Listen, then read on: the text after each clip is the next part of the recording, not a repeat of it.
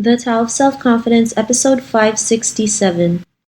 Welcome to the Tao of Self-Confidence, where I share stories of amazing women who have discovered their inner journey to self-confidence. Visit our website at thetaoofselfconfidence.com. Your inner journey to self-confidence awaits.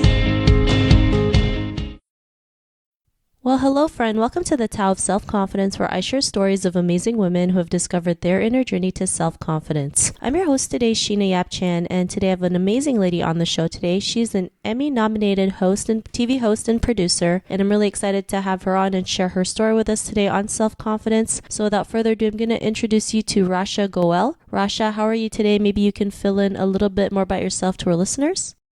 Hi, Sheena. Thank you. Thank you for having me on the show. Well, I'm based here in Los Angeles, and I work in television reporting, hosting, and producing. So I do a lot of entertainment reporting and correspondent work on the international side. And then I also report and produce local news here in Los Angeles. Awesome. Well, thanks for sharing that. And Rasha, what's your cultural background? I am South Asian American, so I'm East Indian, basically. My parents are from India. Thanks for sharing that. And what would be your favorite self-confidence quote? My favorite self-confidence quote, well, there's several, but I love this one by Theodore Roosevelt. Believe you can, and you're halfway there. Thanks for sharing that great quote. And I believe belief is the first thing that you need to have before taking the action. If you don't have belief in yourself, then you're not going to go out there and do the things that you want. So thanks for sharing that. And in your own words, how do you define self-confidence? To me, I feel that self-confidence is loving yourself, and it's really being you. And I heavily emphasize the words be you. You must love yourself in order for other people to love you. And I think to really understand that you are a unique personality and there isn't no one else on this planet like you, and to really just to own that. So it's having that confidence when you're working, when you're in relationships with people, anything that you do, but trusting and believing and appreciating who you are. Thanks for sharing that great definition. And I also agree, we're all made differently. We're all born differently. And, there's only one of us. So we should just show our true selves, our authentic selves. So thanks for sharing that great definition. And, what was your life like before your discovery of self-confidence?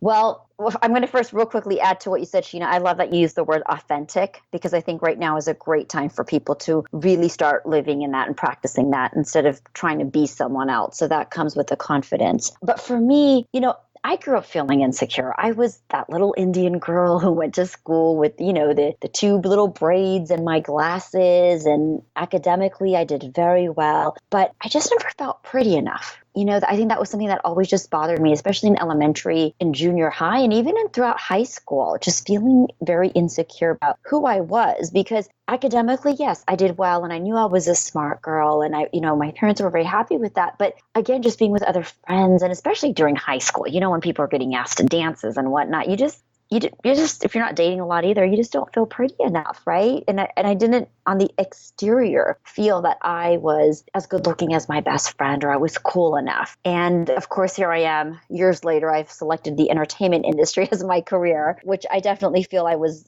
led to be here for a reason. I'm very passionate about my work. I love what I do. And I think it was very painful at times before I really grew into owning who I was and learning how unique I was on my own, because I didn't love myself. I didn't love myself enough at that time.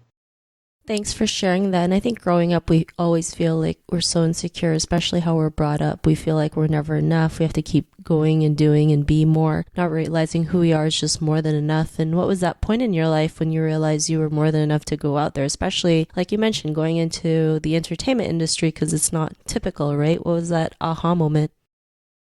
Well, for your listeners, I'm going to share two aha moments, if that's okay with you, because I feel like for all the women or just in general, people listening, there's, different age groups. One of my first aha moments was at 17 years old. And I had joined a beauty pageant, which was for the South Asian community. So it was an Indian beauty pageant. And, it was the first time that I actually put myself out on stage. Even though I knew I wanted to always be in front of the camera, it was really one of the few places that I put myself out there and thought, okay, I'm good enough to compete in this pageant. I did not win, but I did come in top 5 and then top 3. And my aha moment was actually when one of the biggest Bollywood celebrities was there, someone who I really respected. And she actually came up to me after the show on her own and said, you know what? I know you didn't win tonight. She goes, but you really stood out there.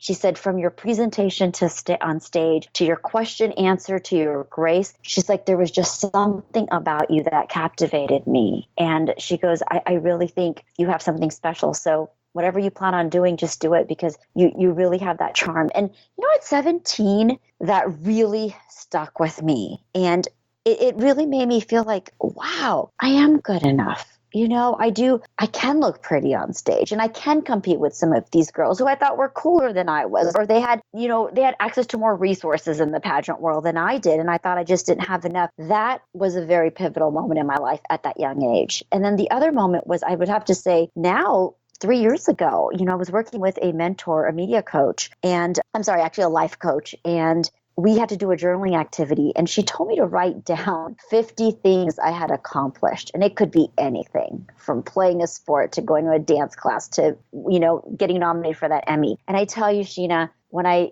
sat down and made the list and I went back and I looked at it, there was this huge aha moment in that I don't need to prove my success or worth to anyone. Looking at all those things that I had accomplished on my own, on my journey, that was enough for me to realize that success is defined in my terms. I don't have to be on a certain platform. I don't have to be, have a show like the Kardashians or something, or, be out there. Yes, I have, there's things I want to accomplish still that I want to do. I want to have my own talk show. But at the same time, success was defined by who I am. I don't need the external people to define it. So those were two huge pivotal aha moments for me at different age times.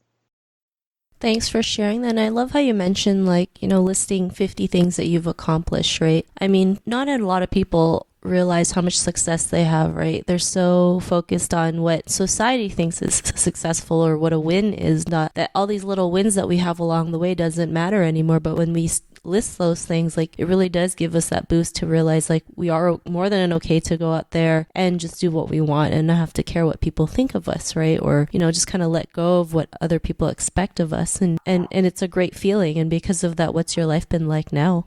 Well, I think it's definitely changed. I am so proud of who I am. I'm more secure in the decisions I make, and I realize that, look, you're going to win some, you're going to lose some, right? This is a journey. And I think, but if along that journey, you can appreciate what you've done, I think that is going to be more impactful. I can give an example of the industry I work in, the entertainment industry, and going on auditions and meeting people and meetings and networking and all this. And you don't book a gig. And that's made me realize it's not a reflection of who I am or that I'm not talented enough. It's just that maybe what wasn't the right thing. But I still value myself and my talent, and I'm not taking other people's decisions to heart as I used to. And I really, at this point, I don't worry about the external factors anymore. I'm just really focused on my own personal and my individual growth. And to me, that's a priority now because I know who I am.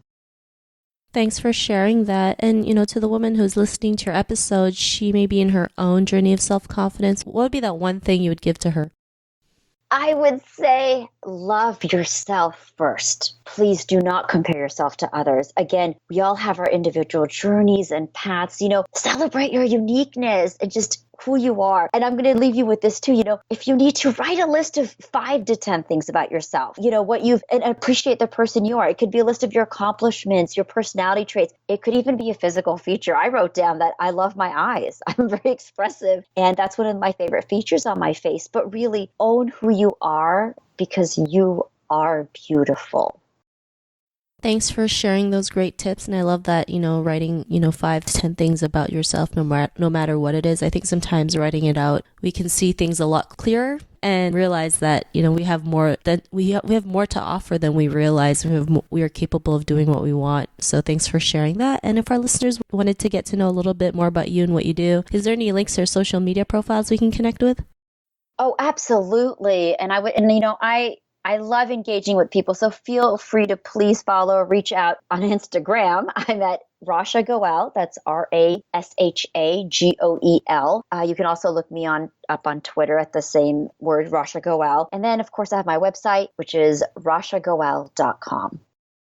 Thanks for sharing that. And to our listeners, if you want to connect with Rasha, you can also head on over to thetaoofselfconfidence.com and search for Rasha's name. Her show notes will pop up along with everything else that we talked about. And I just really want to thank Rasha for taking the time to share her story and tips with us on self-confidence. So thank you so much, Rasha. Oh, Sheena, thank you so much. And I love what you're doing. I think this is a beautiful thing that you've created for all of us out there. So congrats to you as well. And truly, it was an honor to be here with you today. Thank you. No, thank you. It was really an honor to have you on the show. And to our listeners, be on the lookout for another new episode of another amazing woman's journey to self-confidence. And we'll talk to you soon. Bye for now. Thank you for tuning in to another amazing episode of The Tao of Self-Confidence. Visit our website at thetaoofselfconfidence.com to check out cool resources, blog articles, show recaps, and so much more. Your inner journey to self-confidence awaits.